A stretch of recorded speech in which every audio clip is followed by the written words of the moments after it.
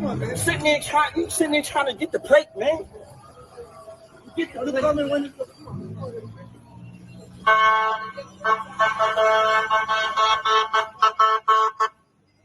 These weirdos got to stay off this avenue, man. He's about 20 shots, man. That's what I was calling you. I didn't climb up. You sitting there trying to get the plate, man. Get the plate. When you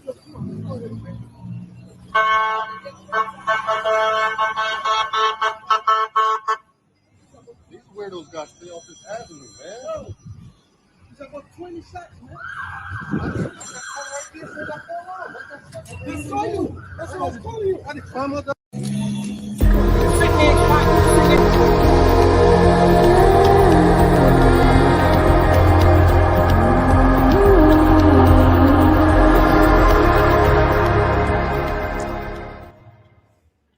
Bismillah wa salatu wa salam wa rasulullah wa ba'd.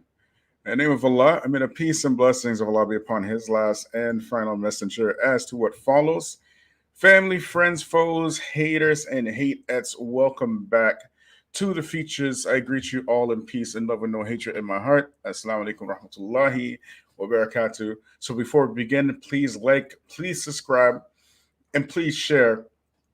As you know, we got a lot of haters up in here. And once again, for the second week in a row, we're about to get some more haters. And we don't really care.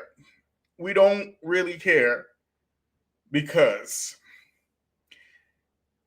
this situation is not something that happened in a bubble or overnight or something that just, appeared out of nowhere. This situation is something that has been boiling over for the better part of 2 decades. Now, it's important to understand, family, that you aren't what you say you are.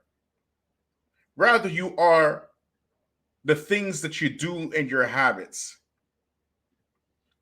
You understand? So if you are a hard worker, saying that you are a hard worker doesn't benefit your hard work. It's the actual hard work that benefits your hard work. And people who actually put in work, they don't really have to talk much anyways because their work speaks louder than the words. Likewise, if you are not a hard worker, saying that you are a hard worker doesn't change the fact that you're not a hard worker. You understand? And being entitled and unaccountable for your actions or lack thereof. And when people point out that perhaps, you're not such a hard worker, you're not really a benefit to those around you and those surrounding you, but rather, since you got here,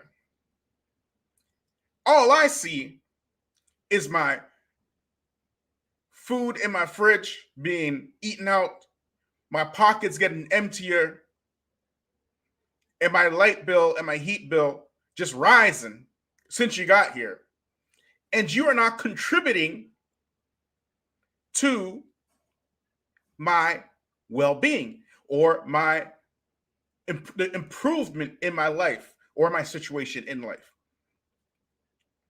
So we have a situation of a squatter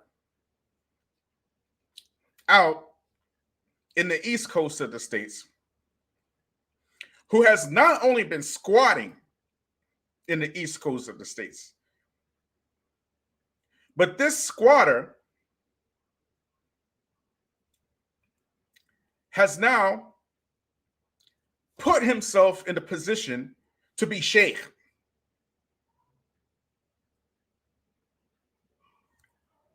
We didn't ask him to be sheikh.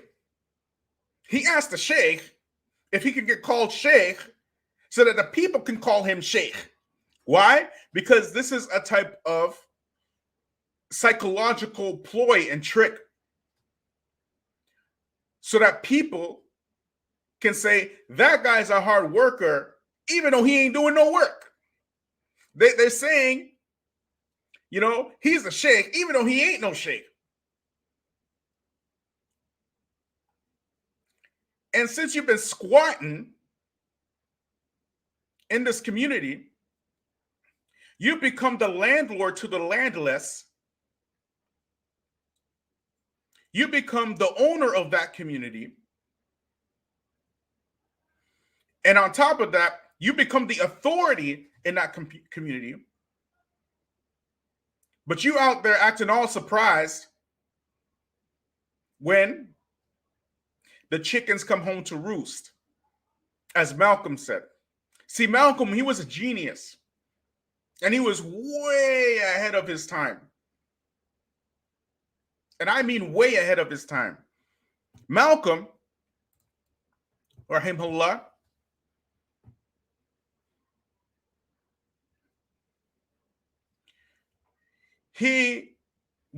when John F. Kennedy was assassinated, and he was asked by that reporter, he was asked, you know, what do you think about this assassination of John F. Kennedy? He said it was a case of the chickens coming home to roost. And a lot of people, that kind of went over their heads because they didn't really catch what he was trying to say. They didn't understand what he was really trying to get at when he said a case of the chickens coming home to roost. They're like, what? What does that mean? Like, what are you saying? You see, at that time, the United States government was involved in a lot of assassinations throughout the earth. They assassinated several African leaders, including Patrice Lumumba, excuse me, right, including him, okay? They were involved in coups and takeovers, but mostly assassinations of world leaders. You know, the Shah of Iran, for example. You know, what was all these African leaders, West Indian leaders, you name it. They had a direct hand in these operations overseas. Then all of a sudden, what's happening overseas comes to America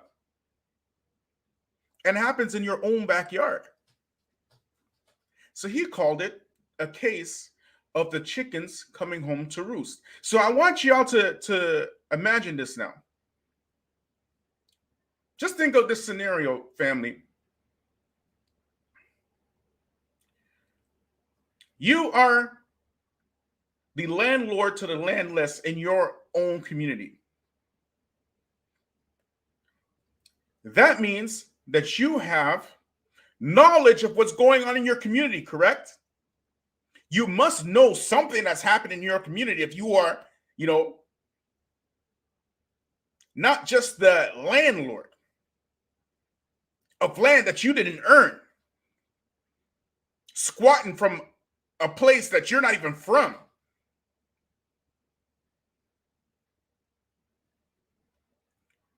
Not just that, but you're the leader in the community. People are telling you information. You are privy to information that the general public is not privy to.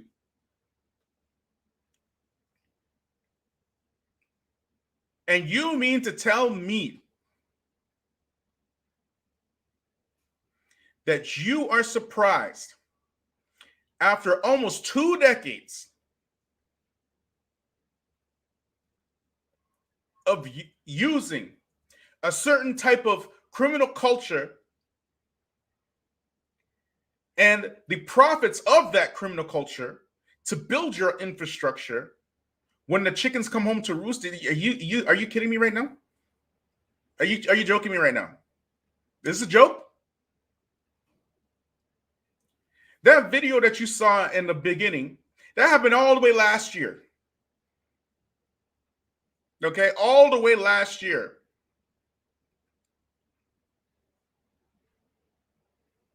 That was all the way last year in Germantown.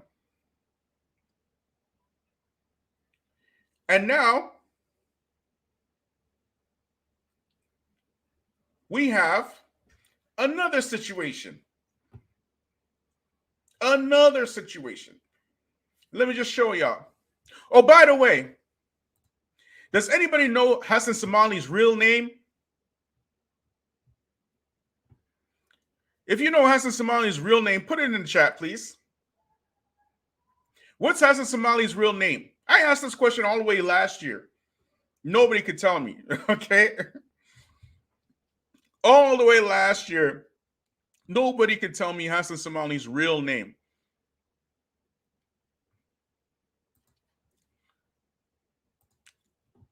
Let me show y'all something, okay? Y'all think this is jokes.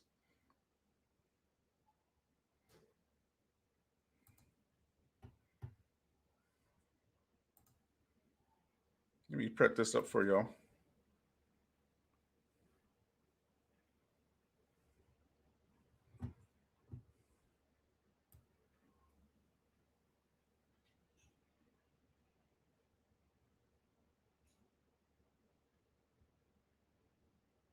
One second, y'all. Like, subscribe, share me up on Patreon.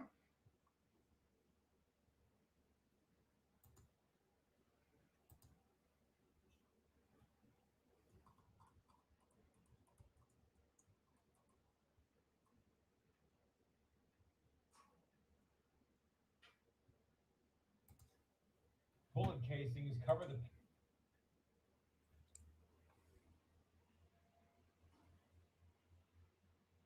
Now watch this, y'all. Now the date of this video from ABC Philadelphia, September 12th, 2021. Okay? Watch. Let me share it with y'all.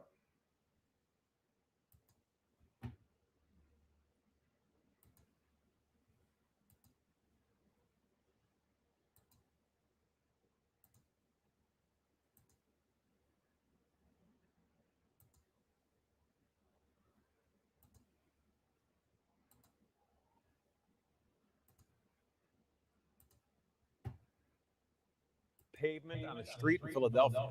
After 3 people are shot, 1 person killed. The gunfire rang out near a place of worship, and the leader of that mosque was among the first on the scene, helping the victims any way he could. Sunday night, Walter Perez, big story on Action News is the investigation just getting underway into a deadly triple shooting. It happened in Germantown this afternoon in front of a mosque. And tonight we have an exclusive interview with the imam who helped the survivors. Action News reporter Jackson Lee joins us live from police headquarters with details. Jack. That's right, Walter. Police are still looking for the shooter or shooters. And after that crime occurred, a group of good Samaritans jumped in to help. 2:30 p.m. on Sunday, children are skipping down the 5000 block of Germantown Avenue. Moments later, a series of gunshots ring out. This exclusive surveillance video shows a man get on the ground, then a person approaches him. The victim looks up and there's more gunfire. The victim gets shot in the head. Initial reaction was that Sunday is one of the busiest days for us. We have Look at that! Look! Hassan Abdi, y'all. MashaAllah, we got Hasan Somali's real name now. It only took a shooting. It only took a shooting after pushing 2 decades of dawah to get Hasan Somali's real name. The real name of your imam is Hasan Abdi. Congratulations. Congratulations. You finally know who you're dealing with. 2 pieces of ID, please. Let's continue. Of our mosque in the area. So possibly it could have been a woman or it could have been a child. Imam Hasan Abdi says he was in a neighboring bookstore when he heard the gunshots. He and other good. If I told you Imam Hasan Abdi right now, would you know who I was talking about?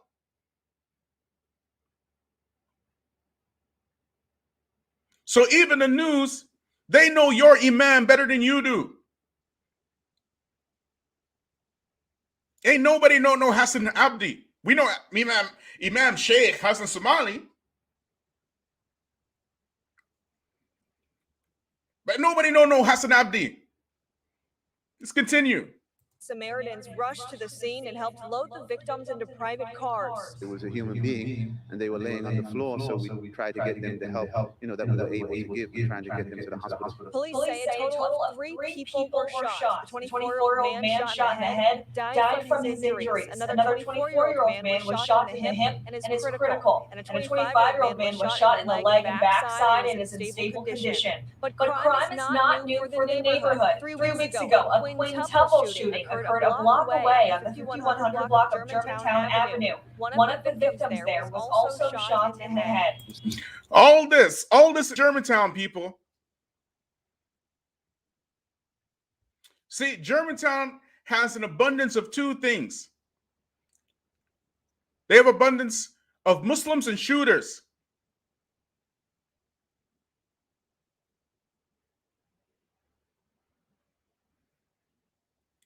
But why are we talking about this anyways? Like, Bilal, why are we talking about this subject? This is a tragedy. This is tragic.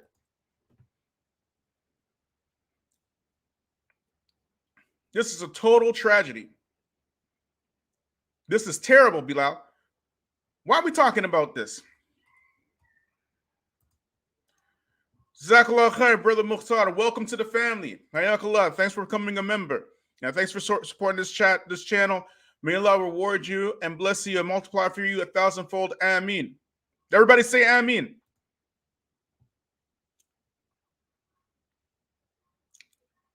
If you come into a neighborhood, right? You drive into this neighborhood and you see a building on fire. It's just on fire, okay? The fire department is there. You're not a part of this neighborhood. The fire department is there. They're trying to put out this fire, okay? They're trying their best, They in there, they're risking their lives. They trying to put out the fire. They got their hoses, the fire extinguishers, they decked out and whatever. They like in it, They're going into the fire. You come to this neighborhood and the fire department gets your car wet from the hoses and stuff. And you open your mouth and you say, "Why are you getting my car wet?" Aren't you going to look at that person with the side eye? Aren't you going to say, like, what's wrong with this dude? So we had several groups particularly in the East Coast in the States, trying to put out fires in the Black community. We're talking about Imam Siraj. We're talking about the Nation of Islam. We're talking about Imam Tahir. We're talking about a whole bunch of people trying to deal with these issues, trying to put out these fires. And here you come visiting, talking about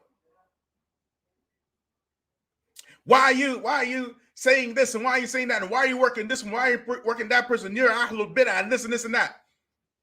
So essentially what you've done by dealing with people who are trying to put out these fires, you've volunteered yourself to say, I can do it better. Well, let's look at the resume. Let's look at the resume. Let's talk about it today. Let's talk about this squatter who volunteered himself, got all this work for all these people as a foreigner, mind you. Let's look at his resume. Remember the year before, There was a funeral incident. Remember that? Y'all remember the funeral incident? We talked about it on this channel. Hasan Somali shows up at a funeral, headbutts a brother in the nose, cracks his nose, bloody, and one of his goons punched out a brother at a funeral. We're talking about a Muslim funeral, a janazah. Hasan Somali had to flee the country, okay? That's why he ended up in Somalia for the first time in his entire life. Hassan Abdi, Imam Hassan Abdi, went to UK, went to Riyadh. He went on a war tour with Muhammad, his man. We on a war tour with Muhammad, my man, okay? Why? Because things were about to get live because of what happened at that funeral. Y'all remember that? Y'all remember that, right? Do y'all remember the youth? You see, this is the thing. Y'all think this is just like a one. No, this has been boiling over for the better part of a generation now. Those kids that were born in the 90s and the 2000s and the 2010s, whatever, those kids now, they're all grown. They're big now, right? Teenagers, young adults. And what are they doing? What are they doing with their lives? What were the parents of those children told about how to give tarbiyah to their children? Put it in the chat, please. Those of you who are old school, put it in the chat, please. Let's talk about it today. What were a whole generation of children told? Let's talk about it. Were they allowed to get an education? Put it in the chat. Were they allowed to get involved with these financial institutions? Put it in the chat. Were they allowed to to go and get these good jobs and whatnot? Put it in the chat. Please put it in the chat. So now you have a generation, they're all grown up now. Ain't got no education, ain't got no skills, no life skills. Haven't memorized Quran. I promise you that. I promise you that. If they did memorize Quran, I promise you they didn't memorize it in Sheikh Hasan Somali's mystery. Let's be real, all right? Let's be real, all right? Let's be real, okay? They wasn't doing that, okay? For damn sure, the hundreds of Usul Thalatha classes that started that masjid, not a single person, I promise you, didn't finish a single Usul Thalatha class, even though Hasan Somali got his Usul Thalatha ijazah, all bragging about my ijazah for teaching Usul Thalatha of all things, ijazah for that? Okay, bro. You know who's learning Usul Thalatha in Saudi Arabia? We're talking about like third graders and fourth graders and stuff. Imam Muhammad bin Abdul Wahhab rahimahullah, he was a genius. The reason why he made that Usul Thalatha is because he understood that his people in his time they weren't readers, they were illiterate. You know what I'm saying? So he wanted something small and concise and something easy for them to understand, that it would be easy to spread throughout the Arab lands. You understand? Something easy. Usul Thalatha is an easy book.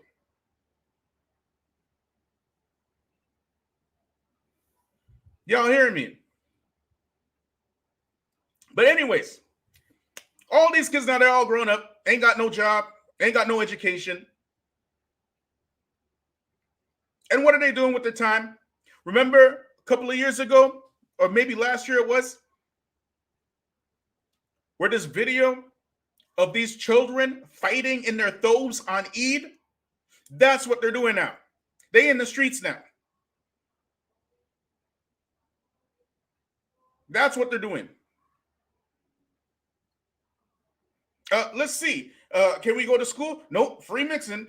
Can we, take a loan from the bank? Nope. Haram. What about? No. Well, can we do something to get a business? Do anything? Nope. It's all haram. It's haram. What can we do? What is our solution for our problems? We got drugs in the streets. We got mental illness. We got prostitution. We got alcoholism. We got child abuse. We got woman abuse. We got all these issues.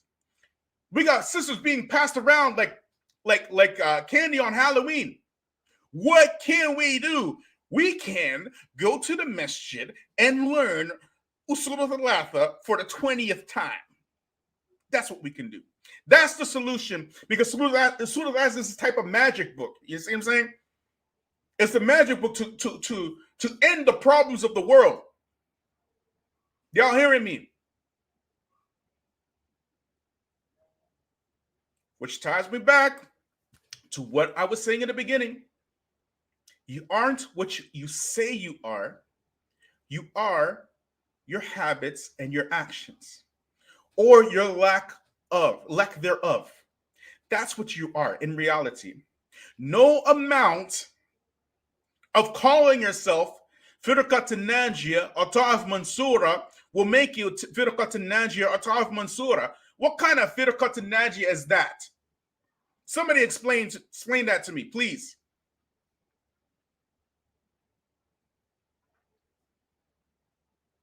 Let me ask y'all something. If you own land in your area and you are the landlord and the leader of that area, and your area just all of a sudden gets shot up, are you going to act oblivious to what's going on in that area? Like, whoa, what's happening here? I'm shocked. I'm surprised. I'm stunned. Is that how y'all gonna act?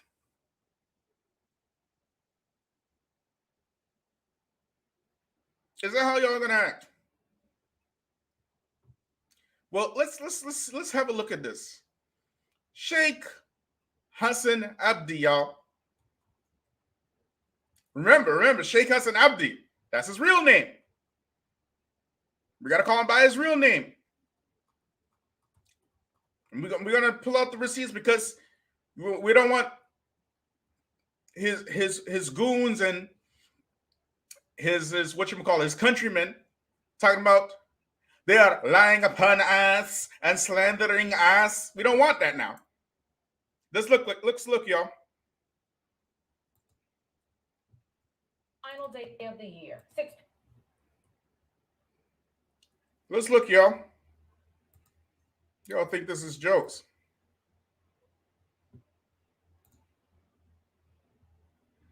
They're lying upon us and slandering us.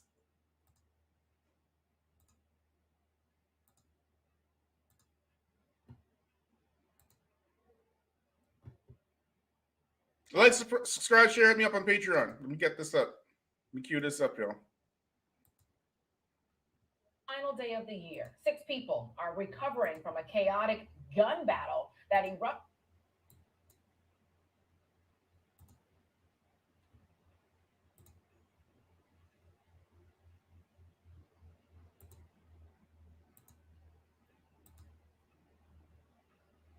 Y'all ready?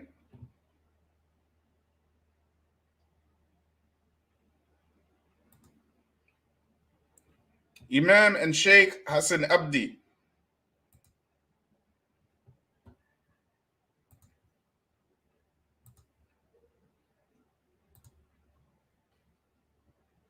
Final day of the year. 6 people are recovering from a chaotic gun battle that erupted on the streets of Germantown just last night. That includes a woman who was critically injured in that set of 6 people. Newly released surveillance video shows the lawlessness, the shootout, where more than 80 shots were fired. Action News reporter Katie Castro working the story for us tonight, live at police headquarters with the details. Unfortunately, Katie, gun violence has been a story that we have dealt with all year.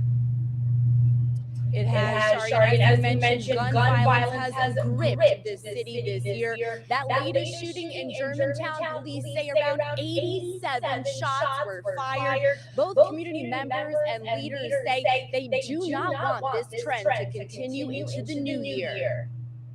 The gun violence needs to stop, though. It really do, because it's about to be a new year. Surveillance video captures a hail of bullets flying through a Germantown neighborhood just before 11:30 last night. Police say around 87 shots were fired, sending 6 people to the hospital, including a 21-year-old woman shot several times in the chest and torso, leaving her in critical condition. 5 men ranging from 19 to 29 years old in stable condition. The gunfire was exchanged at the corner of Germantown Avenue and Collins Street. Police say a group of people were standing at the corner when this white van pulled up and 6 people got out, shooting at groupers on the corner. Several members of the group returned fire. The initial shooters got back in the van, which was last seen traveling westbound on Germantown Avenue, with a rack on the roof and distinctive graffiti on the passenger side. Today, members from Germantown Mosque stood in solidarity, fed up with the gun violence in their neighborhood. No doubt, it's alarming, and it appears to be more like a war zone. It's been a violent year. Did y'all hear that? Number of homicides. City Council President Darrell Clark. It's alarming, and it appears to be more like a war zone.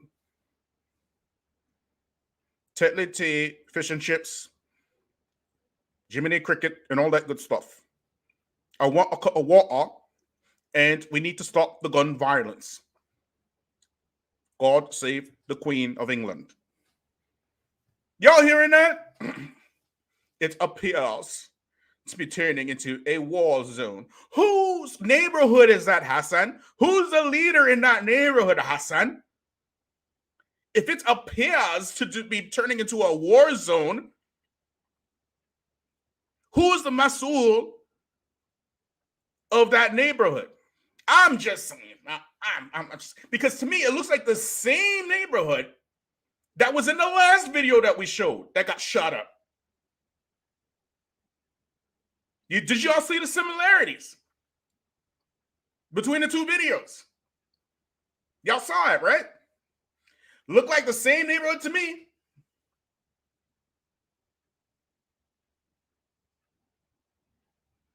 Kung Fu Panda and World of Warcraft, war zones. Y'all must be tripping.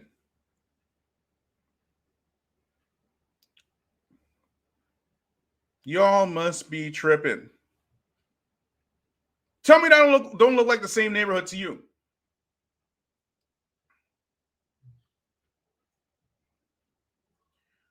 You have all this work for other people, for other groups. No. We can't work with Imam Siraj because he is, in fact, a Hizbi. No. In the Nation of Islam, they are not Muslim. We cannot work with them. Astaghfirullah. We can't do it. What we will do is we will clean the streets with the works of Rasulullah. Thank you.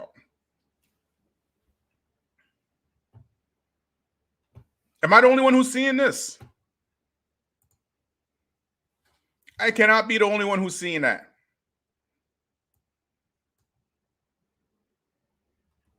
Y'all get my likes up, please.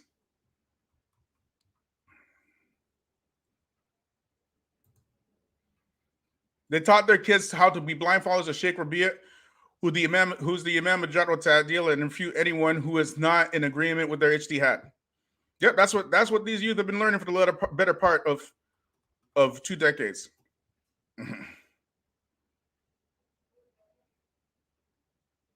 Y'all hearing me? We've done a lot of material on these types, but at the end of the day, we got to be very clear, very, very clear. right? I want to show you this one video before I get into this one point, and I'm going to start inviting people. And let me put the link in. I'm going to put the link in. All right, join me. And those of you who are my detractors, come and speak your piece. Now's your time to speak. If you got something to defend, come defend it. I ain't hiding. I'm right here. Anybody can come up in here. All right. Links in the chat. Just give me a few minutes, bros and broettes. I'm going to show you this video.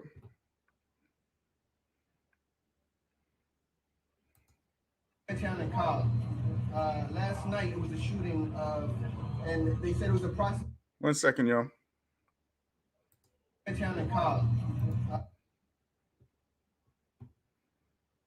One second, y'all.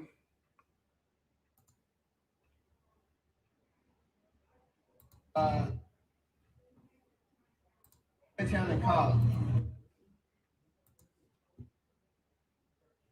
me get this and change this banner.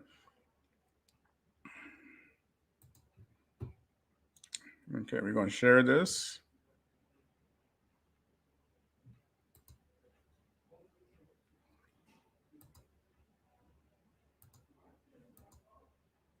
From the rough streets of Cardiff, all the way from the hard knock streets of Cardiff, here come Imam Hasan Abdi. Y'all are so tripping, man. I'm sorry, man. That's so crazy. Only took a shooting to find out Hasan Somali's real name. Only took that. I asked that question like way last year. What's his real name? Does anybody know his real name? What's his dad's real name? Only took a shooting. Imam Hasan Abdi. Thank you. Thank you, news in Philadelphia. Watch this, y'all. Last night was a shooting, and they said it was approximately 65 or more bullets that were shot at a group of individuals here in this corner. We just want to let the community know that we're not standing for that. We're here for the community. We're here for not just the Muslims, but our neighbors in general. We're here for the Muslims and our neighbors. We're not standing for this nonsense. You know, you have Muslim daycares over here. You have the bike shop across the street that's been here for years. These people want peace and they want security in their neighborhoods. They want peace and they want security in their neighborhoods. We're not standing for this nonsense. It's sad. It's a shame that we have to deal with this. Our children, their lives is in jeopardy. We have a bullet that went through a daycare across the street. We're here to establish security in our neighborhood, not just for the Muslims, but all of our neighbors. Germantown Avenue and all the city of Philadelphia. Did y'all hear that? Did y'all hear that? Did you hear what this brother just said? See, at the end of the day, and this is what I want to go into, at the end of the day, it's the fitna and the trials and the tribulations that cause the fitra of the human being to come in. I've been listening to, and I was a heavy part and a very involved into the cult. Let me just tell it like it is, man. Very involved. I was a very, like, whatchamacallit?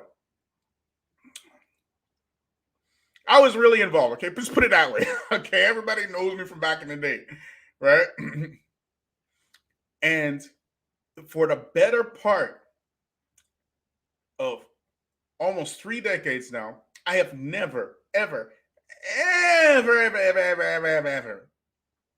hear them say that we are here for the Muslims and the non-Muslims. And the non-Muslims. We're here to provide security for the Muslims, and that has never come out of any. I challenge you.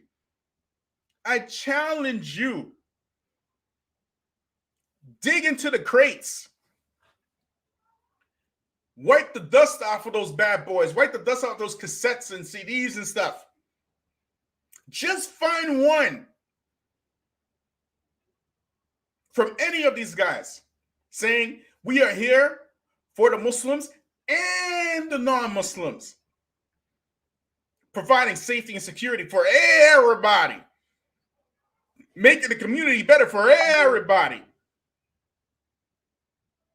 30 years, all we've been hearing was, you must support the Salafi Masjid. You must come to the Salafi Masjid, even if you live 1 hour away. If you live 3 hours by bus ride, you have to come to the Salafi Masjid. You got to bypass all those masajid in your neighborhood, but come to the Salafi Masjid here.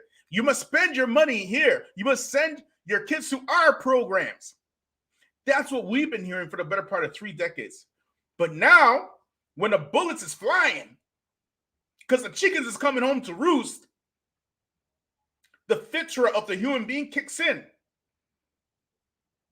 And no amount of censorship from these goons from overseas in Britain and stuff will silence the people. Allahu Akbar. Allahu Akbar.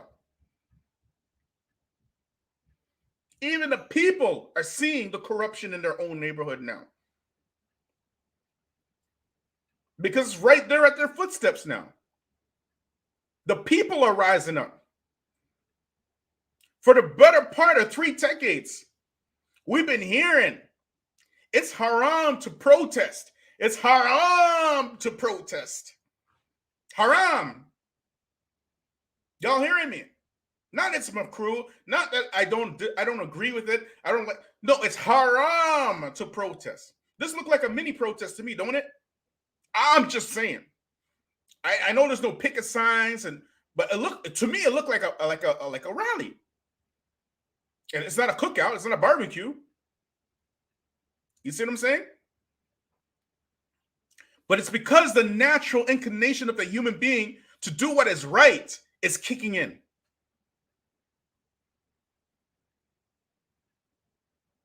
Y'all hearing me? So now,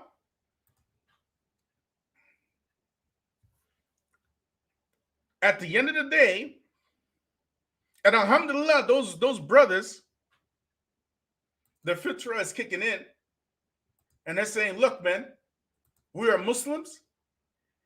We are here, and as a Muslim, wherever we go, the community, wherever our presence is, our presence in that community makes the community better. It should be done. Like, that's Islam right there. That's real Islam right there. And we are here for all the people, all the community.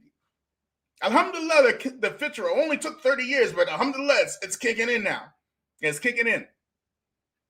Y'all hearing me?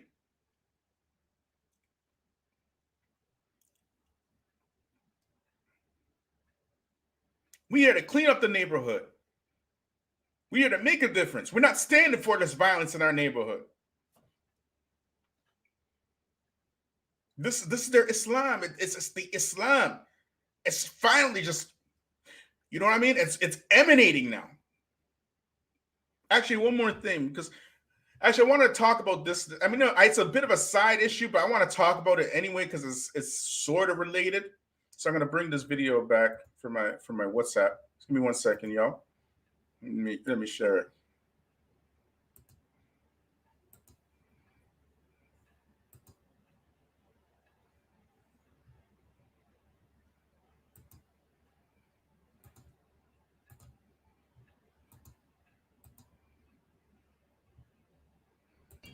We have to stand for something.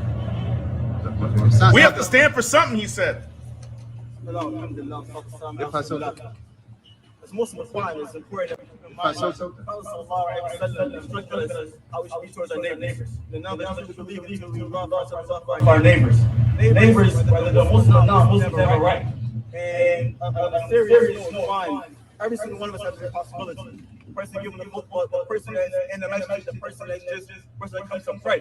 We seriously have a possibility that we show our concern and that we show that we are trying our best to change the affair. Alhamdulillah, one person can't do it all. The person giving the same thing every week and expect that those who are listening not do anything. Every one of us has something. The person giving the book, the brothers who are listening, the sisters who are listening, give a good word, support. Did y'all hear that? This is the now the Islam is coming out. Now the Salafi, like the implementation now is coming out. After years and years and years of it being suppressed. All it took was a couple of shootings. Now they want to be kind and nice to their neighbors and stuff. Y'all hearing me? But on a side note, actually, you know what? I won't talk about that, man. I'll just leave that for later. Maybe I'll talk about it later on. I won't talk about it right now. Let's leave that. It's a side thing, but it's kind of like one thing I wanted to talk, maybe in a different video. But anyways, this gets me to the point of the responsibility of Black people and how a bulk of this falls directly in our laps. Because we are the ones who invite the foreigners to come and tell us what to do and what not to do and this and that. And they take advantage of us. And they just come with different accents, different dress, different country. And because of our own inferiority complex, we can look at fish and chips Cardiff like they're superior to us. You hear me? We look at fish and chips Cardiff with a British accent, British accent, please, and some Arabic, a few Arabic lines here and there, and that's it. We're mesmerized. That's it. We're done. We're finished. And Allah doesn't change the condition of a people until they change the condition of themselves. If you are going to keep continuing down that path, Black people, then you deserve all the hell that you're catching.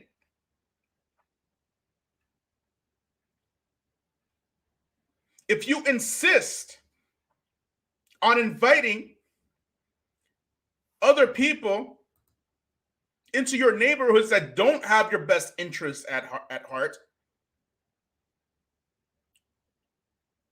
making them the leaders in your neighborhood, giving them your wealth, your land, your property, so that they can run as they deem fit, then you deserve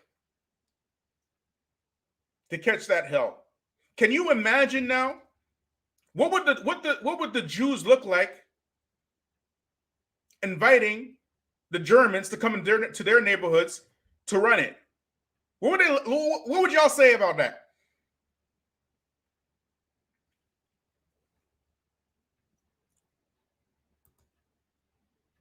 You say they're damn crazy, right? But this is the situation that we're in. Whenever we have a hostile element, we get enamored by personality without substance.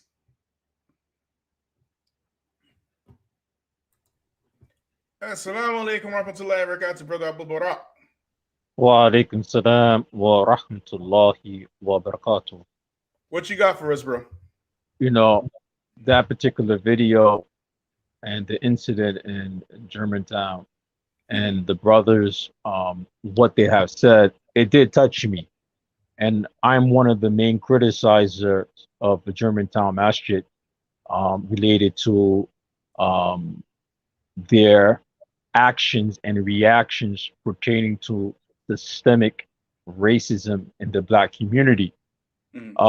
For a long time, part of the Salafi dawah here in North America is that we are not acknowledging the systemic issues in the Black community where the origins come from.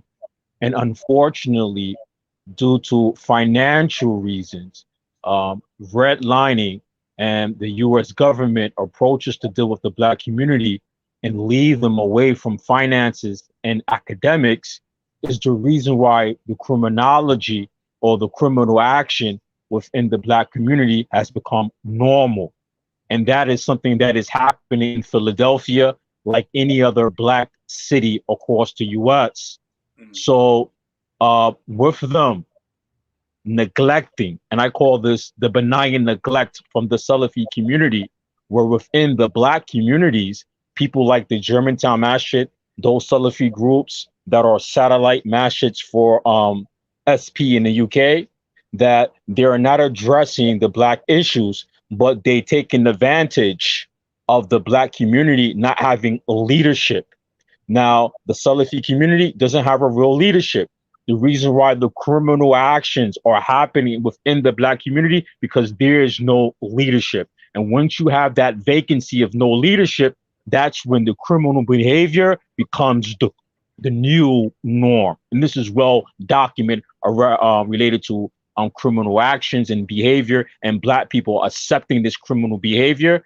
This is some of the research and studies about these issues. Now, SP, they have took the advantage of this situation where, due to us having the lack of the academics, the lack of the leadership, the lack of responsibility and accountability in the black community, they took that, they used that as an opportunity to spread their cult understanding or their Salafi Hisbi understanding, and our peoples ate it and ran with it.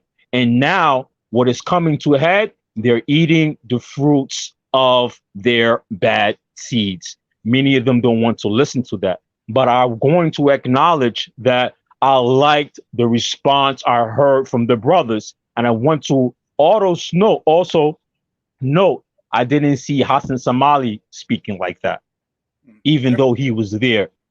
I didn't hear him speaking like that. You know, I'm gonna give the brothers in Philly some of the benefits of the doubt. I spent some time in Philadelphia. I spent there a few months living in Philadelphia. I used to go to Germantown Masjid many years ago. I visit there. I like the brotherhood there. I have studied Islam a few places overseas. I lived in Egypt, and wherever I went to seek I always found brothers from Philadelphia, and I always had a good vibe from these brothers. I always felt welcome with these brothers. So what was actually being said in that video, what them brothers said in the street right there, that is something that is sincere, that we could find a lot of brothers and sisters in Philadelphia, they feel this way, and I'm happy to see that type of reaction. So I'm going to, I'm going to recognize this is some good I see. But on the other hand, when it comes to Hasan Somali, when it comes to SP in general, that their doctrine, their beliefs, their dogma is not benefiting the Muslims. It's not benefiting the African-American Muslim. It's not benefiting the Salafi community. When you said that for all these years they've been teaching Usulu Thalatha, this is the reality of not having the academics, right? So the social issues that's going on in Philadelphia, well, Usulu Thalatha, which is written by Sheikh Muhammad Abdul Wahhab Rahimullah, which I study majority of his books and writing, that they are pertaining to dealing with Aqidah issues. But the brothers in Philadelphia, they have some social issues that are in their community, and is the results of systemic racism, redlining, and putting black peoples in a certain neighborhoods and certain financial conditions in these neighborhoods, which create this criminal behavior. Now, Usul Thalatha is not the only curriculum taught in Saudi Arabia. And this is something that the brothers in the Salafi community in the US, they don't have, a lot of them, majority of them, they don't have that type of reality. A lot of them didn't live in the Muslim world. A lot of them don't understand, even in America, the educational institution, they definitely don't understand in the Muslim world, the education institution for Islam or academic knowledge. So Usul Thalatha is not the only books being taught. Sheikh Muhammad Wahhab books are not the only books being taught. Now, if I go to Saudi Arabia, I'm not going to see criminal actions in the street, right? I'm not going to see this type of behaviors. If I go to Egypt, which the government in Egypt is not Salafi, they are Ashari in creed, and they don't implement the Sharia in every incident. But when I go to Egypt, I don't see this type of behavior. I don't see the Muslims having these behaviors. And the reason why, because the scholars in Islam eradicated, the Muslim scholars and the Islamic governments eradicated these type of behaviors.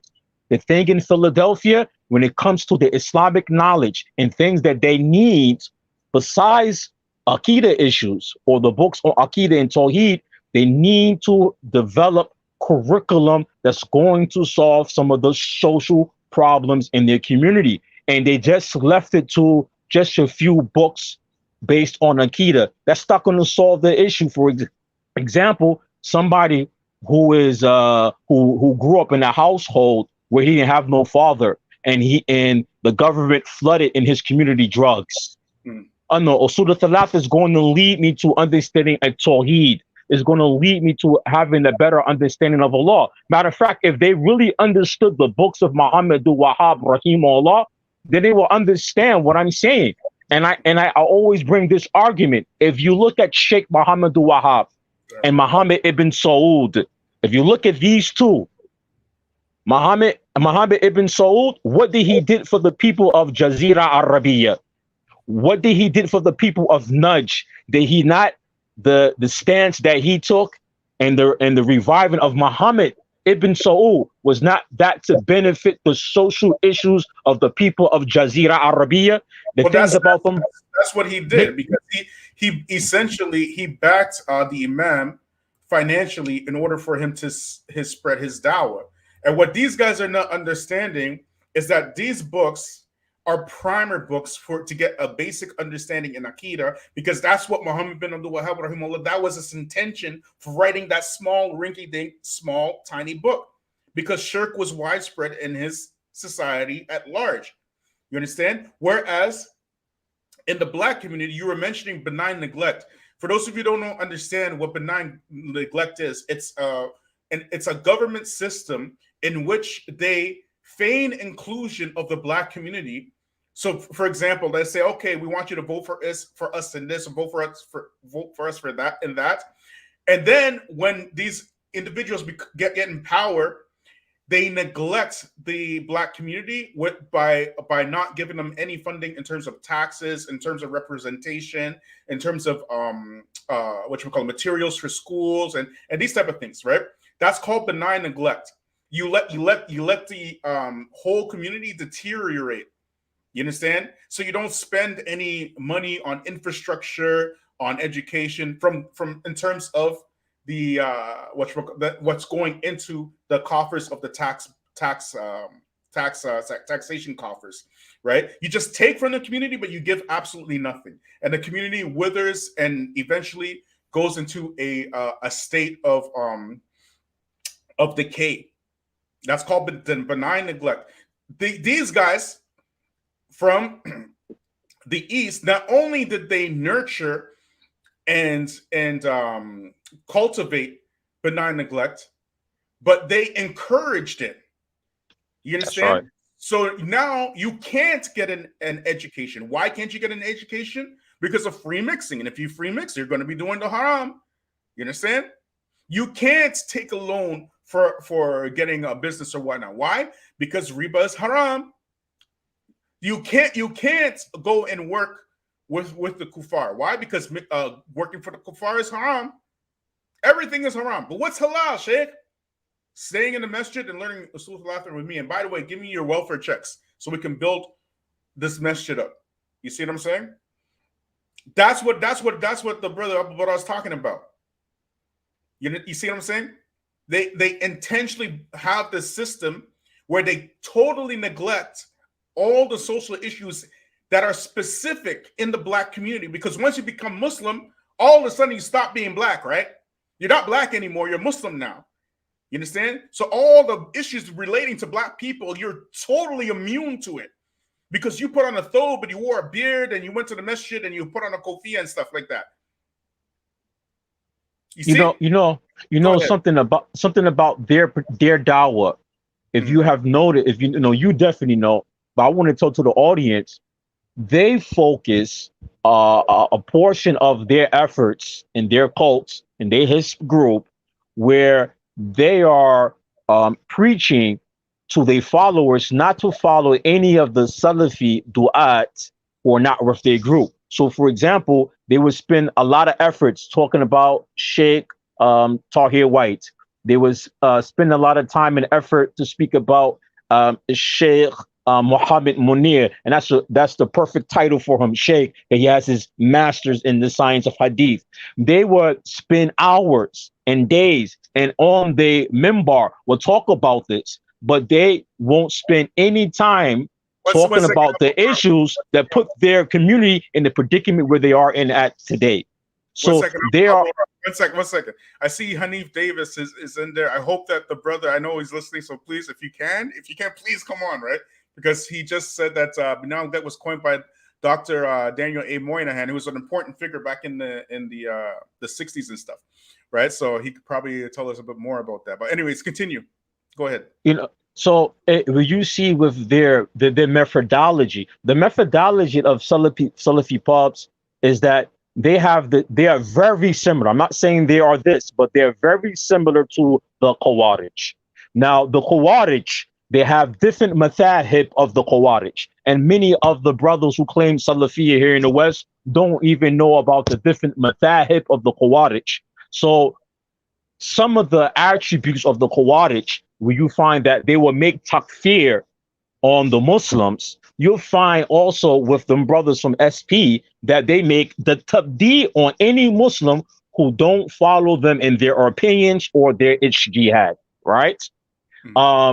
Another issue related to the Khawarij is that they make war and fight the Muslims while leaving the disbelievers, right? SP, they have made war with Ahlul Sunnah wa Jamaat. You will find them refuting by name every Salafi du'at that's not with them or criticize some of their errors. They have made war with these peoples on their platforms. And I'll go a step further, bro. I'll go a step further. And I put this out several times that they target black du'at. They target them systematically. I know tons of white du'at, and their names never rolled off their tongues, never. But I don't know a single black da'i in the West, right, that they haven't spoken about. You know what I mean?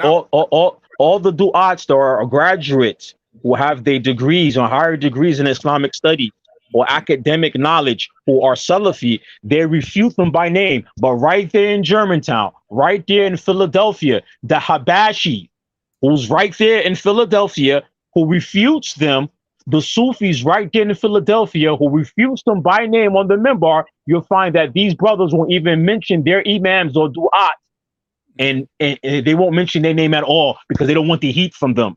But they will mention Muhammad Munir and talk about him on the minbar. They will mention Sheikh Tahir White on the minbar. They will talk about Shadid Muhammad on the minbar. Anybody who's a Salafi that's not with their clique, they find them a threat. But they won't refute. I want to finish. I want to finish this one point about the Khawarij. So they have. I'm not saying they're Khawarij, but they have very similar. They have things that are very similar to the Khawarij. Another thing you're fine with them, even with the followers of SP. Hasan Somali and I think the first shooting around their masjid, he gave a talk, and he had mentioned in his talk how some of the brothers in their masjid are hanging out with the criminal element that's shooting up the block, right? So I want to make this another analogy with the Khawarij. You will find the Khawarij, the one killing the Muslims, the one fighting the Muslims. You will find with these brothers in particular, SP and their satellite masjid in Germantown, they're also shooting up Muslims, shooting up non-Muslims, shooting up the block. They're involved in these haram acts. That's out the mouth of Hasan Somali. Their members in their Salafi community, they're still in the streets with the criminals. So they have very similarities to them. When it comes to the issues of tabdi', all right, they make tabdi' on anybody who is not with them, who disagree with them. Now, I think the elephant in the room, and I'll end on this point. The elephant in the room with their group is that they spent over 2 decades calling the Salafis to and building their masajids that Sheikh Rabi al-Madkhali, he is the Imam of al-Jar wa al-Ta'dil. This is very crucial, and I think this is one of the core issues in their masajids, that they build their masajids in the communities based on false principles. Many of the scholars already said, like Sheikh Saleh al-Fawzan, the late Sheikh Saleh al-Luhidan, who just passed away. You asked them, they had said in the past that there is no Imam of Jar wa Ta'dil. And these brothers had built their whole community based on that. And even Sheikh al-Rabi'a al-Madkhali came out and told these brothers and individuals, stop calling him this title. They built their community based on this. Mm-hmm. I've been with them for many years. You have been with them for many years. How many sittings we sat with these brothers, and they had told us, well, if you want to know somebody is Salafi, ask them what they feel about Sheikh Rabi al-Madkhali. If somebody says Sheikh Rabi al-Madkhali is not the Imam wa Jar wa Ta'dil, that this person most likely is a Hizbi. Come on. Now the fruits of the fruits that they buried, the fruits of their that they buried or they grown, they're eating these things now. All these things are coming to the head, and what we seeing out right now is the reality of the seeds that they grown. They set these seeds out, and now they have to deal with that. That's all I wanted to say. Exactly, Sheikh. I want to touch on Sheikh Tahir.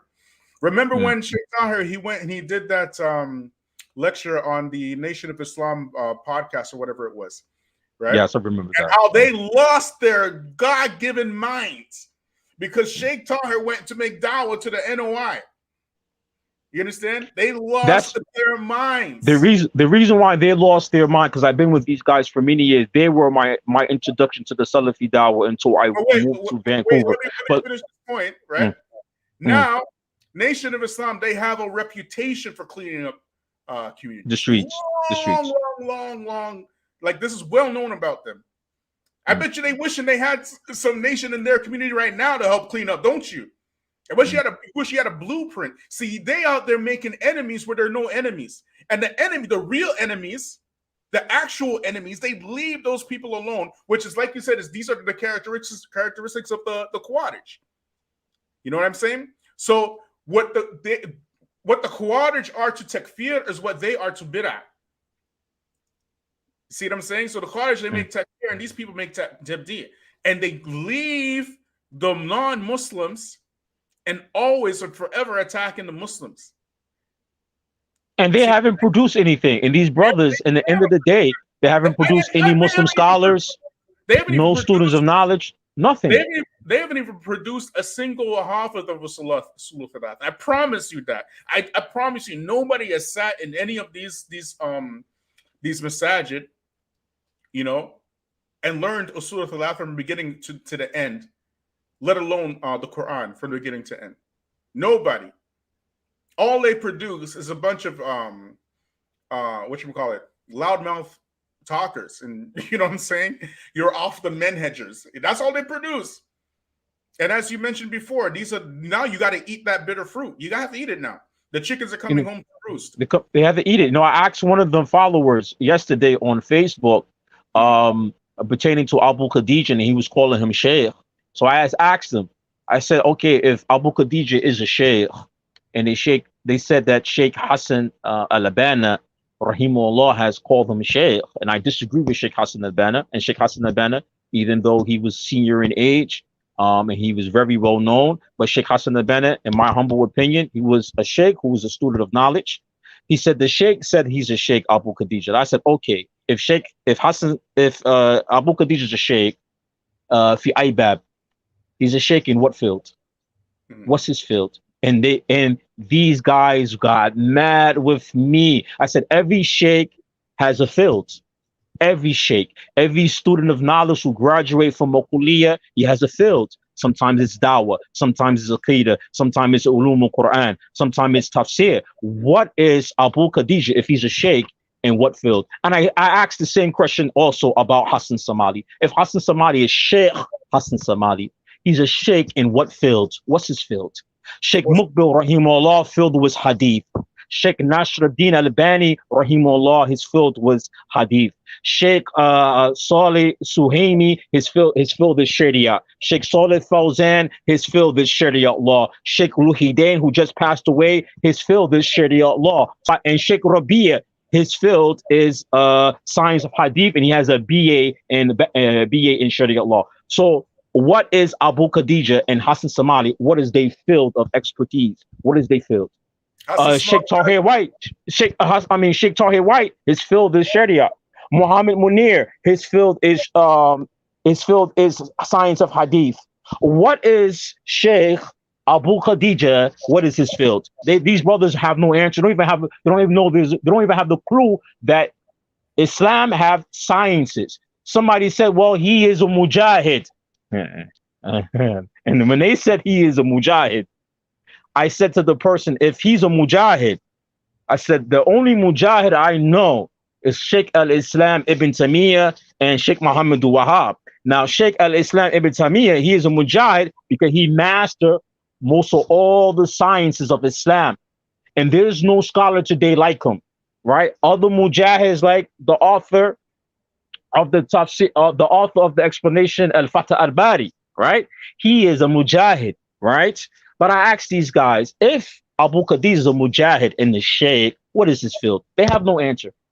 He's the same mujahid or mujtahid? I think they say he's a jahid. Mujahid. Yeah, I think that's one of them told me. That's crazy, bro. That's crazy. But anyways, Sheikh. He can't be ishta. He can't be the other word. He can't be that either. He don't even know Lugha Arabiya good. He can't even be that. He don't even know the Quran good. So he definitely can't be that. You can't say that Abu Khadija, in all fairness, you can't say that he's a mujahid because he did actually make jihad in Bosnia.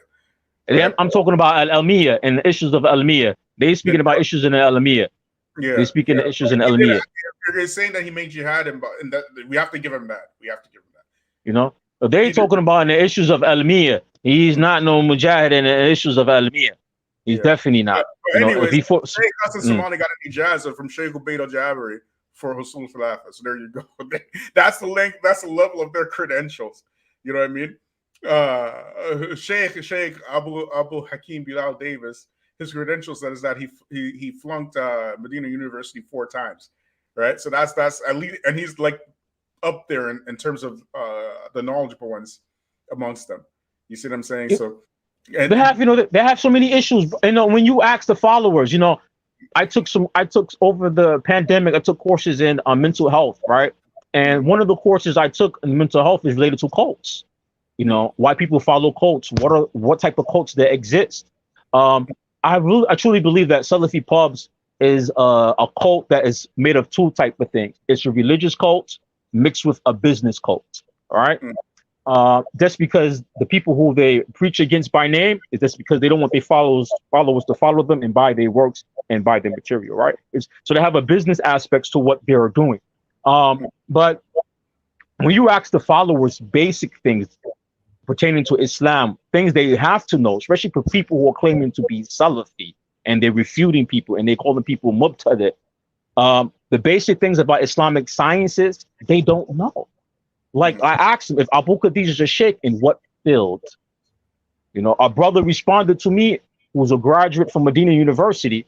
He said, well, a sheikh could be general. So I said to brother, I see you graduate from Medina. What kuliya you graduated from? He said hadith. So I said, your field is hadith. So what is the field of Abu Khadija? He was quiet. So he didn't have an answer. This is the type of behavior and thinking that you find people who are in cults behave like. Yeah. This is how people in cults. There's another aspect to this, what you're mentioning, is that because we're Westerners, there's a cultural misunderstanding behind this word sheikh, and these guys exploit it to the T. I mean, they exploit it. They know that the general Westerner doesn't really understand what a sheikh is. I lived in Saudi Arabia for 9 years. I was sheikh many a times. Many a times I was sheikh, but I was sheikh according to the culture of the people. Sheikh is also a term of respect. It's a term, a sign of like saying like uncle or something like that. You know what I mean? It's like a term of endearment. In the West, sheikh means imam. It means like alim. It's like synonymous with alim. You understand? And because the people in the West, don't know. Yeah, they don't know. And because the people in the West, they only hear sheikh synonymous with alim. These guys, they went and who did they ask? They asked some sheikh. Right? Because you got to understand, in the East, if, for example, you're mentioning about Sheikh Hasan al-Banna, right? He's from Egypt. His whole life, he grew up in an Egyptian setting, an Egyptian construct, right? He's not thinking like us. He's not thinking that, these people are thinking that sheikh is an out. They don't. He can't. He's not thinking like that because his culture is completely different. So when he's asked, can we be called sheikh? He's like, sure, why not? You know what I'm saying? He's not on that wavelength. You feel me? He's on a completely different wavelength. So that's why it's easy for him. But these guys, they know that the people out here, they don't understand the cultural nuances in the East.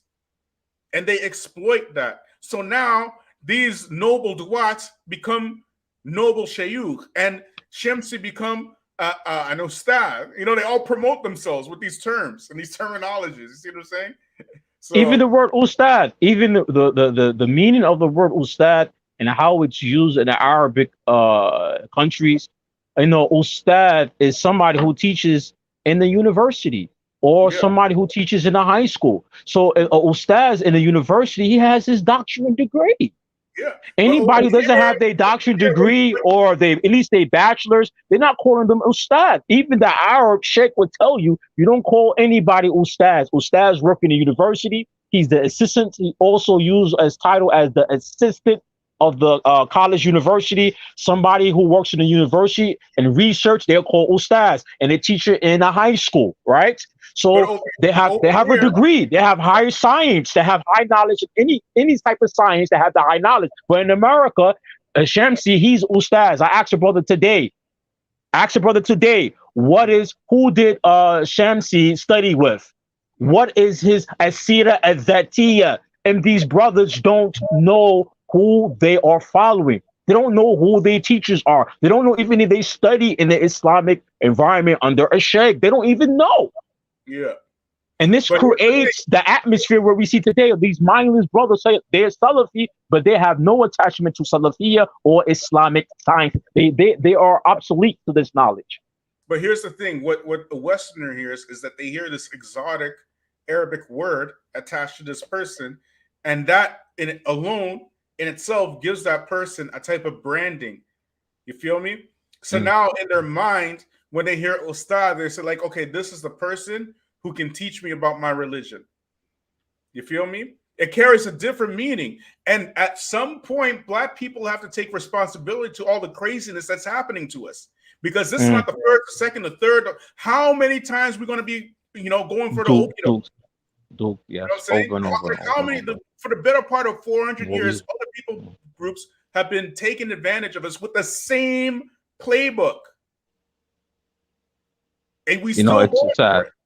I really hope them brothers in Philadelphia, I know sometimes, this pandemic, a lot of us, we're locked down, we isolated. But, I've been with these people's SP for many years. They were my introduction into Salafiyya. I know some good things about them, but a lot of the bad things about them is overwhelming right now, and is overwhelming the Muslim community. And the people that should know about Islam and have the Islamic knowledge are the people who say they're Salafi. And when you look at them, they themselves don't know what Salafiyya is. They themselves are not attached to Islamic knowledge. I asked one of them, I get in debates with them intentionally, for those who listen, intentionally on social media, the followers, I get in debates with them. They get mad with me, but this is part of my research. I listen to their response, what they're saying. So one of them told me, well, how can you say this about Abu Khadija? He translates so much stuff in the English language. And I said to him, so he's a sheikh because he translate now a lot of things in the English language that ups him to being a sheikh. That doesn't make a person a sheikh in Islam because he translate a lot. You know, I think, well, you know, some of the first people who translated the Quran in English were non-Muslim, and you're going to say he's sheikh, you know? Yeah, exactly. But now I have some guests waiting to come on. Inshallah. Barakallahu feekum, brother. Thank you so much for coming, participating. I really appreciate it. Allah reward you. Ameen wa iyyakum. Ameen. Jazakallah khair. Assalamu alaikum wa barakatuh. Wa alaikum salam wa rahmatullahi wa barakatuh. Assalamu alaikum, brother Abdullah. Wa alaikum assalam wa rahmatullahi wa barakatuh. How are you, brother Bilal? Alhamdulillah, Sheikh Abdullah. No, wallahi, no, I'm not Sheikh, wallahi. May Allah make us Sheikh. May Allah make me Sheikh, inshallah. Ud'u li. I mean, what you got for us, bro? No, I really, before I dive into this topic, I really want to understand and have a good understanding or good background.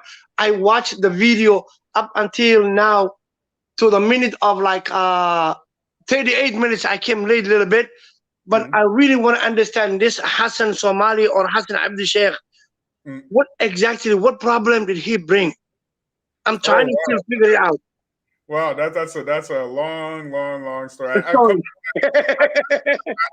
covered this many times. Actually, this was pretty much what my channel was about in my older videos. It's about so if I understand, he was part of the guys like, you know, the Shamsi and the other guys.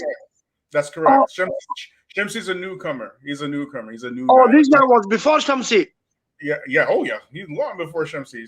This Shamsi. Put it this way: Shamsi not only is a newcomer, but he doesn't know his head from his backside. Okay. He doesn't know, like, the stuff that comes out of his mouth is just insane, right? He doesn't know what the call is about. He doesn't know anything. Like legit. You don't know what the hell he's talking about. He does. Okay. He doesn't. Right, so it's so easy to deal with him, right? Okay. But this guy Hasan Somali, he knows the deal very well. He's from Cardiff in Britain, right? Was he sometime in California, somewhere in California? No, he's on the East Coast. He's on. Okay. I was thinking he was somewhere in California. No, he's in Germantown, Philadelphia. Okay. Right? So yeah. Essentially, what happened with him? He's like he studied with Sheikh Muqbil. For he says I think he says 2 years, but we all know it wasn't 2 years, maybe like 6 months. Right? He picked up some Arabic and stuff. Okay. You know what I mean? And then all of a sudden he got like a big push from Spubs and them, started giving lectures and whatnot. And then he went to do this group lecture in Philadelphia with Spubs and them, and he never left. Okay. And ever since that time, he just been squatting. That's why I call him a squatter. A lot of people don't know this, right? Okay. That's why I said he's a squatter. People don't. I know it's kind of going over people's heads, but they offered him a job, position, this, that, things he would never get in Britain. In someone else. Okay. Yeah, you see, that's why I said, because you're Somali, I'm positive you have more knowledge than him. I'm positive. I said even the taxi driver, the Somali taxi driver has more knowledge, because the Somalis, they know there's, like, the Somalis who are religious, they know their stuff. Okay. Right? Yep. You know what I'm saying? But he's that's why I keep asking, what's his real name? He's Hasan Somali. Okay, what's his real name? If he's Somalian, why ain't he imam of a Somali masjid? Why is he imam of your masjid? Nobody's asking the right questions. Okay. No, because he can't pull that stuff in the Somali masjid. That's why he's not imam in the Somali masjid. That's why he's the imam of your ignorant Negroes masjid. Nobody's asking the right questions. You see what I'm saying? Because he can take advantage of you like everybody else takes advantage of you. And like the Bible says, my people are destroyed due to lack of knowledge. You're destroying yourself because of lack of knowledge. Okay. Black people now. Go ahead, Sheikh. Go ahead. So if I understand, like, you know, this guy doesn't even have a good background of knowledge of deen or everything. He went to this brothers. He has some rudimentary knowledge. I mean, he knows some Arabic and stuff. Some basics, basically. Some basics. Yeah. So he has an ijazah in Salafi, Sheikh. But the thing is, in Philadelphia, there's a lot of sheikhs. There's a lot of well-learned brothers that are out there, African American brothers. So they could have stepped in and said, like, you know, to these other brothers in this masjid, hey guys, just be careful. Well, look, that's why I mentioned that. At what point do Black people take responsibility to what's happening to them? Because the very thing that you're mentioning right now. Yeah. You understand? You have qualified people who have studied in your community, who are from your community, who care about your community, who know your community, but you looking at them with a side eye because they're from you. And you invite a foreigner who don't even speak like you, don't act like you, don't know you, nothing. You understand? You invite him to your community to be your imam as somebody who would not be an imam in his own community. I see I see exactly what you're saying. Yeah. I see what you mean. But let's say hypothetically, like not hypothetically, this brother came, he came to them, he's imam to them right now, right? Yeah. Have they raised any questions about his, like, you know, imam, his, like, you know, justice, the way he deals with people? Is anybody in that town? All those intricate details, Allahu Alam, I don't know. But what I do know is that this cult has a business model and a blueprint to run their business. And what they do is pretty much that. They say you have to come to the Salafi masjid. You can't go to any other masjid. You must donate to our masjid, right? And you must come to our classes and buy our books and you know, order the people to purchase our products. And anybody who is not with us is Ahlul Bid'ah. It's against us. Yeah, exactly. That's their business model. It's the same wherever you go. You know what I'm saying? Yeah. They have that model. So Subhanallah. Yeah. So Yeah, but that's I mean, what it like, is. you know, even the least educated person, when they see something like that fishy, they could say, you know what, I can get deen from anywhere else. I have never seen anybody dealing with people like this. You know, Sheikh, I'm so happy you said that. I'm so happy you said that because I want Black people to open their eyes. Exactly. Right? Yeah. Can you repeat that again? Because I want to comment on this. Just repeat what you just said again. What I just said was, like, if he was like that, anybody with, like, you know, the most simple-minded brain will say, you know what, you're not the only deen, you're not the only figure in the world. Don't do us like this. If we want to come to your classes, we'll come. I mean, there's so many free classes on YouTube that I can go. The same exact class you have. There's a hook in there. Yeah, I'm so happy you said that. Why? Because these people in the East Coast of Philadelphia, New Jersey, and these types, many of these men are actually street people. They understand hustling and hustling. Exactly. When it comes to the religion, it's like their blinders are firmly on their eyes. No, when it comes to deen, yeah, they can't see anything. All that street knowledge and street goes out. Yeah, you're right. You know, to be honest with you, when the heart changes, all these things, like, you know, you take the deen like as it is and you humble yourself, you dare not go there out of respect of the deen. You see my point? They're not blind. They know, like you said. What does that tell you about these charlatans who are putting themselves forward to be imams and shayukh? Do they have respect for the deen? They are fulgurous, but you know what? They're dealing with fire. Even if they deal with the poor or uneducated people like that in their community, doesn't Allah see them? Of course. Yeah, ad-dunya is Khalil. Ad-dunya is Khalil. Is very, very Khalil. So if you have another agenda in your heart and you're trying to deal with Muslim people that entrusted you with their livelihood, with their life, the brothers that just came on the boat from the streets, like you said, to Muslim, in order for you not to do any harm to them, you take advantage of them. That is really, you are really dealing with Allah's hand. You're not cheating, but yourself will lie. Of course. But, you know, again, there's this one aspect to this whole situation, and that is how much responsibility do Black people take for this? And in my opinion, right? Yeah. In this time, in this day and age, you now have almost 2 decades of resume of Hasan Somali and what he's done in or what lack thereof in your community. You now have, you know, the chickens coming home to roost, so to speak, with the gunplay in your community. You now have your children who grow up, you know, because it's haram to go to school, it's haram to get educated, it's haram to do this, it's haram to do that. Now they're in the streets. You have all the tangible evidence that you need. Exactly. You know what I mean? What more needs to happen before you open your eyes? So let me ask you a question. With this shooting that took place, the guys who with the white van that you showed us that came, that shoot it, they directly shoot it to the mosque, correct? I don't know if they shot into the mosque, but the mosque is there, right? And Okay. what we know about the community is that, again, like the brother Abu Burah, he verified that there are drug dealers, right, within the community that the imam knows about, and as the community knows about, and they just turn a blind eye. Okay. Because they're supporting the masjid, the Salafi masjid or whatnot. So now,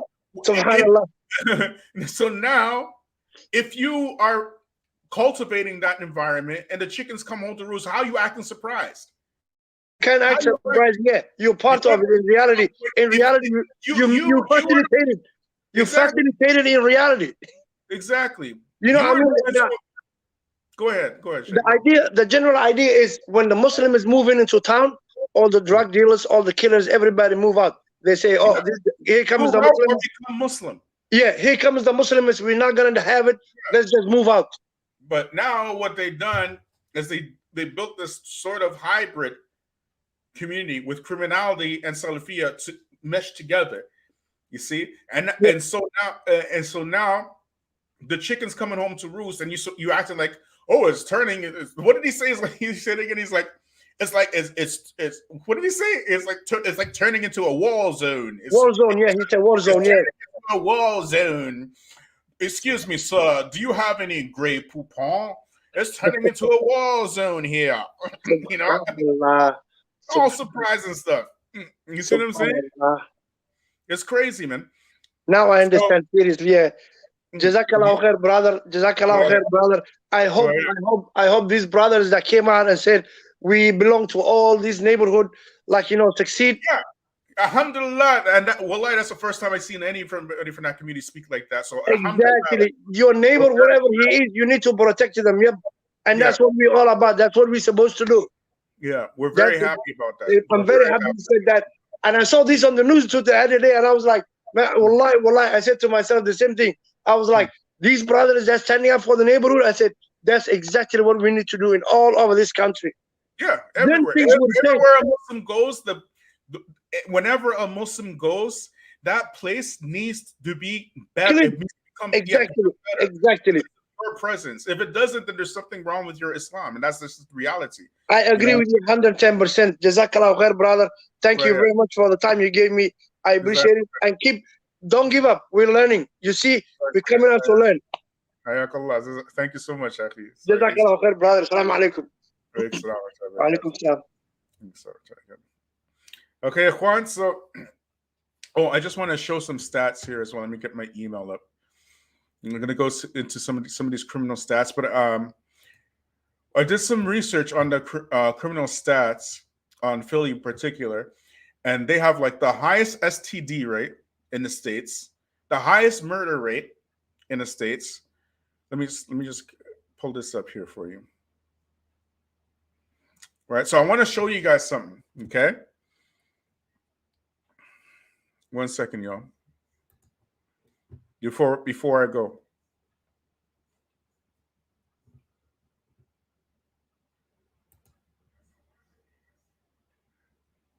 Because this is important now. This is important.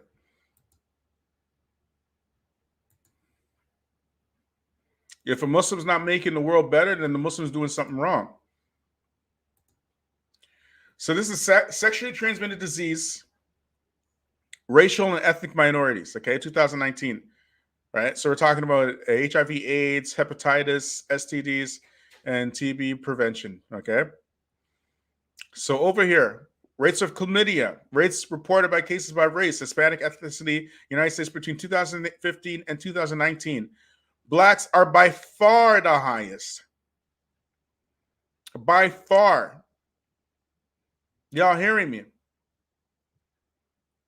Blacks are by far the highest. Right? Gonorrhea, again, blacks. Okay, the lowest is whites, and then so is Asians then whites, and it's pretty much the same pretty much everywhere. Okay, so at the bottom, Asians, and then whites, and then Hispanics, and the multi-race, right?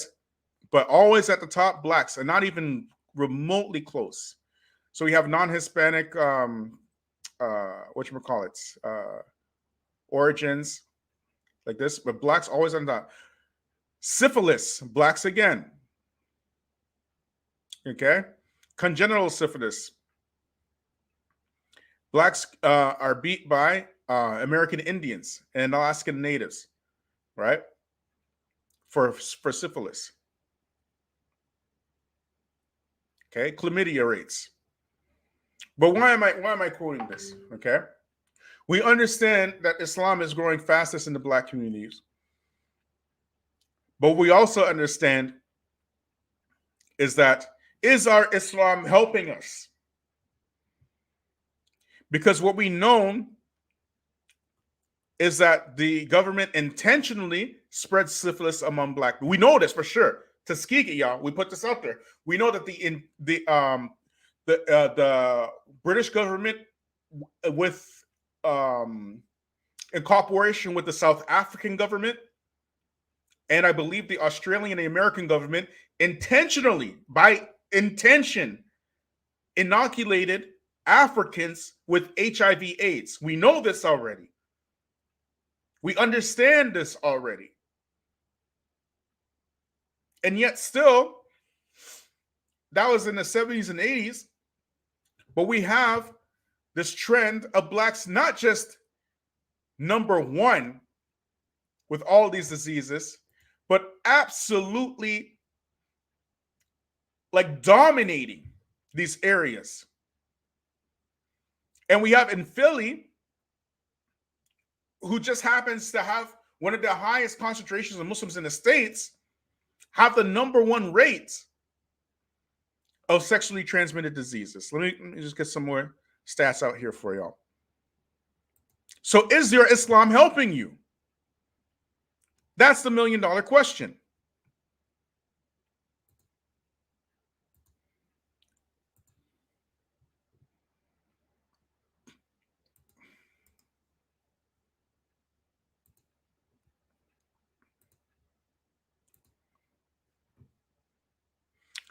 I told y'all, actually I mentioned this in several videos about what was happening in Philly and Jersey and whatnot with these women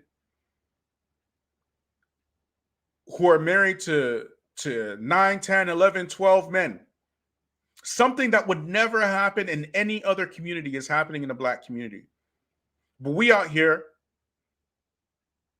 messing with usul salata like this book is going to solve the issue with these unstable marriages and baby mama crisis in the black community. That you, Hasan Somali, under your watch have been seeing happening. And now when you're these little chicks who were little chicks back in the 90s and 2000s and whatnot are now grown hens and roosters are coming home to roost, you acting surprised and stuff. This is happening under your watch. Is not happening under your watch? Am I confused? Am I like making some sort of mistake or something? Am I making unfair assumptions here? Let me show you something else. You don't think this is jokes. This is very, very, very, very serious situation. Very serious situation. Don't deal with black issues. You've been told for how many years? You can't deal with black issues. You're Muslim now. When you're Muslim, your blackness goes away. You can only deal with Muslim issues. I had a brother tell me, it's so crazy. You know, because I was on another channel and I mentioned that, you know, on my channel, you know, we don't deal with so much of these type of anecdotal arguments, you know, we like what I hear or what, you know what I'm saying, like all these kind of vague comparisons and whatnot. We just deal with the actual facts and receipts and what's going on, like we just mentioned, like how blacks are leading STDs in the states. Like we show numbers and stats and figures. You know what I'm saying? This brother came on the channel after I left. He's like, you know, are you into that black stuff? Islam talks about being a Muslim First. That ain't no antidote. That ain't no antidote. I'm like, I laughed. I like legit laughed.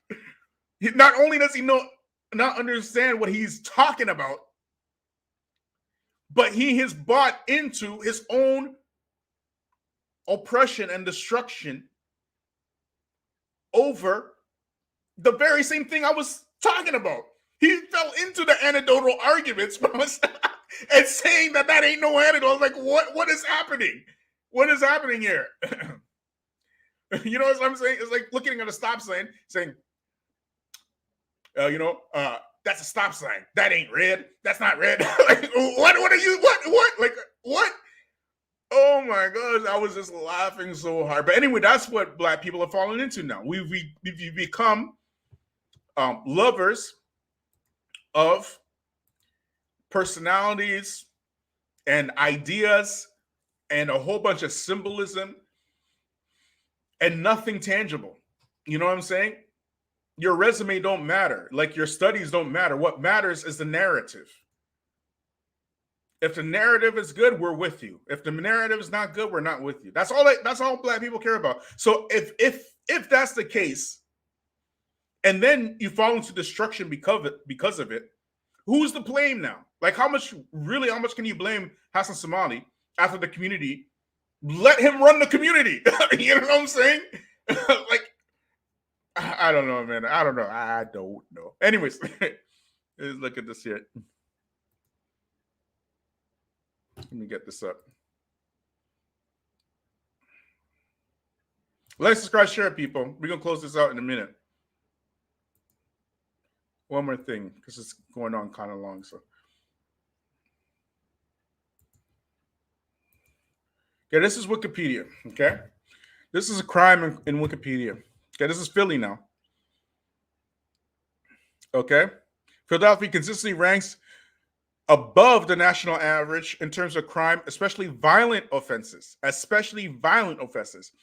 It has the highest violent crime rate of the 10 American cities with a population greater than 1 million, the highest, okay, residents, as well as the highest poverty rate among these cities.